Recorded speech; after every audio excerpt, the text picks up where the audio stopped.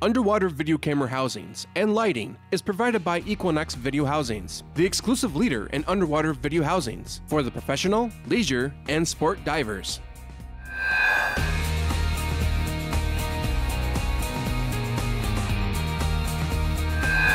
Hello everybody, and welcome to another Talking Scuba, where we talk about everything from shallow warm reefs to deep cold wrecks and everything in between.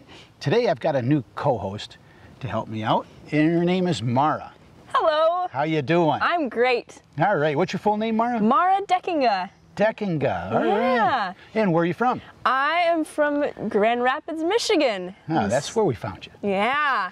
And I'm a student at Grand Valley State University and studying anthropology and biology. So, Oh, great. Yeah, and hope to do maritime archaeology, hopefully. Oh, how exciting. Yeah. All right. Johnny said something about you might be going overseas. Yes, I am. I'm going to Norway in the fall semester for a whole semester. I'm going to study abroad. Oh, great. Hopefully learn some very cool things. Maybe do some diving. We'll see what happens. Wonderful. So it's not cold enough in Michigan for you? You gotta go No, back. I got to go way up there. All right. Well, it's great to be back. And we had a little trip down to Chicago to our World Underwater. And we've got a great interview from down there. Yes, we do. With our friends at Equinox. And they've got a new exciting camera. They do. Yep, It's and very neat. we've used it a bit. Johnny's been shooting with it. It's pretty happy with it. Yep. All right, let's check that interview out. Hi everybody, this is Jim with Talking Scuba. We're here in Chicago at our World Underwater, and we found a real interesting booth here. Edwin, our old friend Edwin with the Equinox housings, which are absolutely fantastic. We use all of them on all our dives. You've got a new product for us. Yes, we do. We have the Midland XTC Action Cam. A couple good things about this. It comes with standard def, 720 HD or 1080i HD. This one happens to be the 1080i. A couple good things about this. Your record time is like 8 hours. Battery life is 5 hours, which outdoes any of the competitors by about 2 hours or so. No focus issues. You know, we're 3 steps ahead of all our competitors. Okay, Edwin, we were talking a little bit about the extra features. Actually, they're not extra, they come with a package. Yeah, that's correct. You know, straight out of the box, you know, for $250, you know, not only do you get the full HD camera, you get a goggle mount, you get the universal mount, a helmet mount, and like a handlebar mount. And the housing. Yeah, and the housing. Which is good for? 120 feet. Oh, wow, that's fantastic. Well within recreational limits then. Exactly. That's what we shot for, and we got it. That's great. So that comes all equipped to for underwater, as well as if you were biking or anything else. Skydiving, doesn't matter. Yeah, that's right. That's right. All action sports. And then we've made you know, some custom brackets, you know, to add for like a mini, you know, video unit. You know, you can add lights, you know, put it on the tray so it's easier to use if you don't want it on there. You know, another nice feature about ours, it's real simple to use. You just, when you slide it forward, you know it's on, and when you slide it back, you know it's turned off.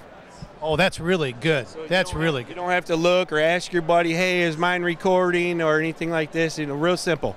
Now, you can also have an adapter for your mask. Yep, yeah, we have the goggle mount, you know, where you can just attach it to, you know, your goggles. You know, we have like a handlebar mount, and, you know, those come standard, you know, right in the box. You know, we also have like bow mounts, tree mounts, gun mounts, you know, all kinds of any extra accessories, you know, for the outdoors. But you get quite a bit with the initial box then. Oh, yeah, for sure. Yeah, we get, you know, 4 mounting systems. Oh, that's fantastic.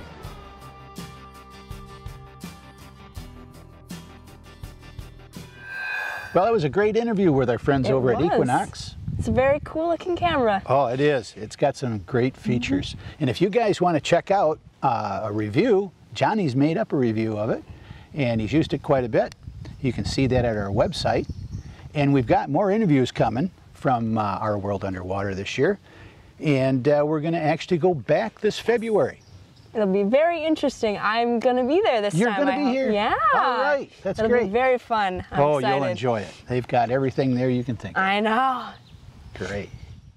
All right, next we have an interview from when we were at the USS Silversides Museum, and we were at the Shipwreck and Technology event, which was really fun. And we were with Dennis Hale, the only survivor of the Muriel Morel. I can't say that, Shipwreck. Oh, that's all right. Morel Shipwreck, and it was really interesting. Yep. It's Dennis is quite a character, and I found out after talking with him that we had some mutual acquaintances. So we talked Dennis into an interview. Yep. And he was very gracious, and he's got a great book. I've read the book; it's fantastic. Very cool. So shall we check out this interview? Yes. Hello, everybody. Welcome to Talking Scuba. This is Jim Norton, and I'm here with Dennis Hale, who just finished writing a book, Shipwrecked. Can you tell us a little bit, something about Well, the in book? 1966, I was aboard the iron ore freighter Daniel J. Morel. We were caught in a bad storm, and she broke in half and sank. The crew of 29, only 4 of us made it to a life raft, and subsequently, I was the only survivor. The other 3 fellas froze to death within 14 hours. And I was out there a total of 38 hours, and I only had 1 frostbite blister on my left foot that had broken, but no gangrene. And I was in pretty good shape. I was only wearing a life jacket, a pea coat, and a pair of undershorts. Wow. So you were out there for 3 hours?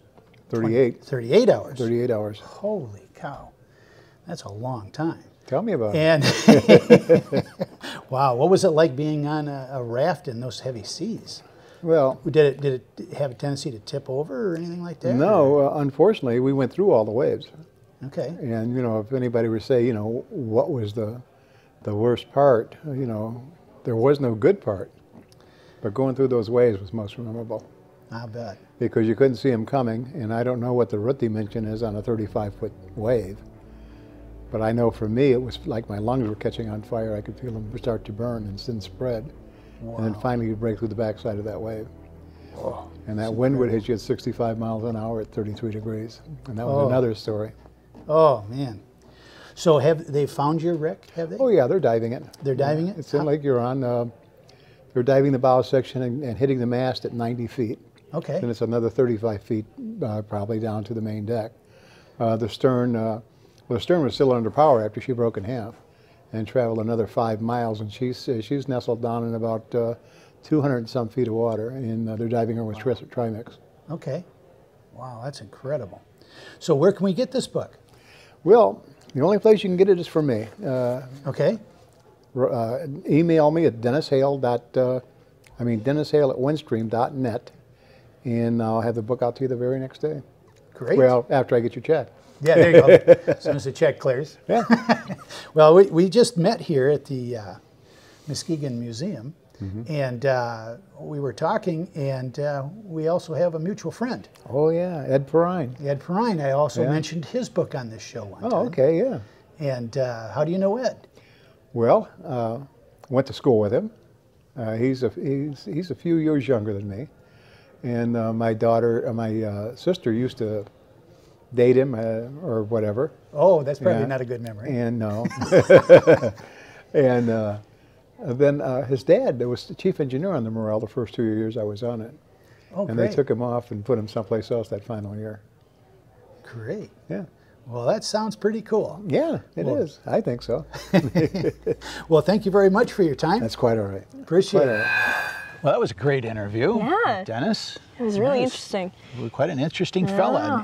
And the Silverside's Shipwreck Museum is a great event. We're going to go back next year. Yes, we are. Yep. And they have some interesting stuff there. They've got stuff for kids. Yeah. We've got lots more of interviews things. to show you later. It's great. Well, Mara, talking about ships and shipwrecks, I got to have a really interesting interview with a fella on a really old ship. Yep. That was new. Strange how that happens. Yes. What it is the Nina and the Pinta, the ships that Columbus used. They have recreated these ships, Very cool. and we had a chance in Muskegon to go and tour the ships. And they get all over the United States, and I think they actually even get into South America with the ships. I think they've been to Europe with them. They're quite heavily traveled. Yeah. And captain that's involved in that is Captain Morgan. And when he told me his name, he told me that he'd heard it all. So we were a little careful with that. But you have to check out this interview. It's great.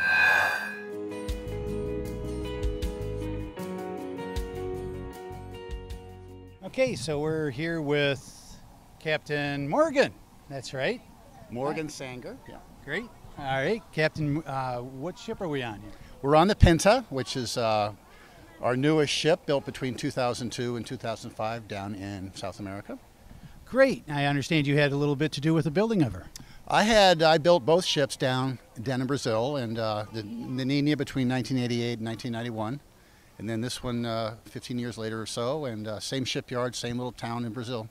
I understand it was built the old way with hand tools and not much for power tools. The Nina was built using just tools and techniques of the 15th century. No power tools were used. It took 32 months to build her, and about 20 very well-trained shipwrights, the Portuguese shipwrights.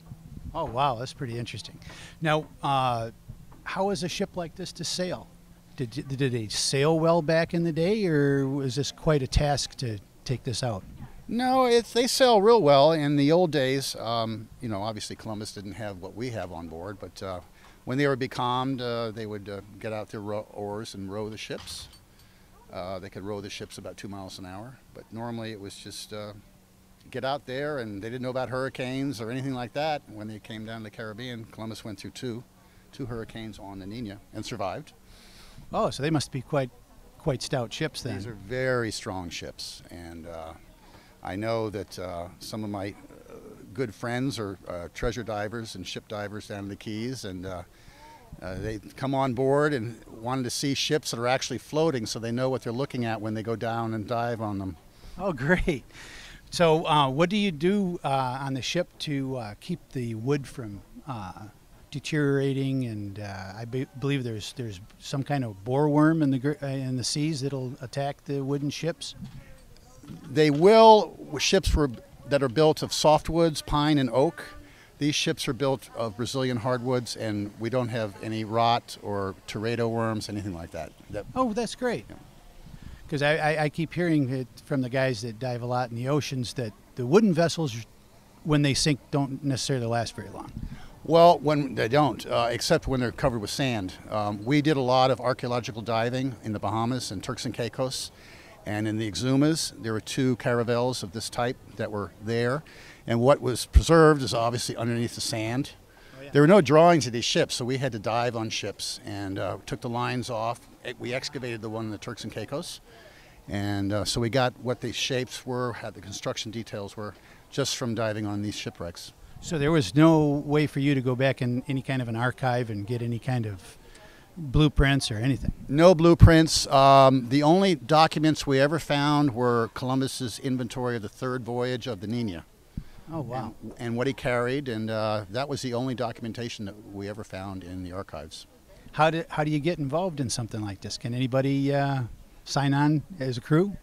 Well, we have a pretty thorough application form and a preamble, which is on our site, thenina.com. They have to read the preamble, and then they can fill out the form, and then they have to sign that everything they said is true. And then we'll interview them if they sound good and are fit. You know, we don't want anybody with health problems on board. And we get 1 or 2 volunteers a week join the ships, and they normally are on for about a month at a time. How many people does it take to crew your ship? Well, we like 6 on each vessel. 6 is kind of the minimum. That's the minimum. Okay. All right. Well, thank you very much for your time. I really appreciate it, Captain. Good. Thank you.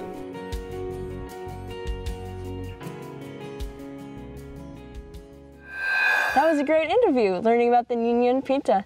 So we're going to go to our viewer-submitted email questions now. We had a viewer from Michigan write, and they're a master advanced diver right now, and they're thinking about becoming a recreational dive instructor, and they're wondering kind of what sort of agencies or instruction programs they should go through to get their instructor certification. Do you have any advice? Well, all of the agencies are good.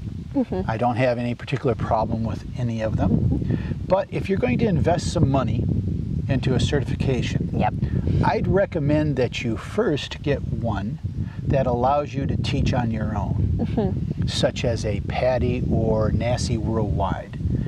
That way, if you're associated with a dive shop that maybe goes out of business or you part company, you still have a certificate. Yep.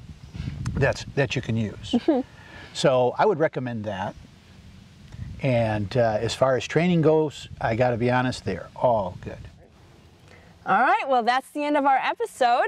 And if you have any questions, if you want your email read on the show, please send us your questions, anything you'd like to see at our email address at fans@talking-scuba.com, or you can send us a message on our Facebook page.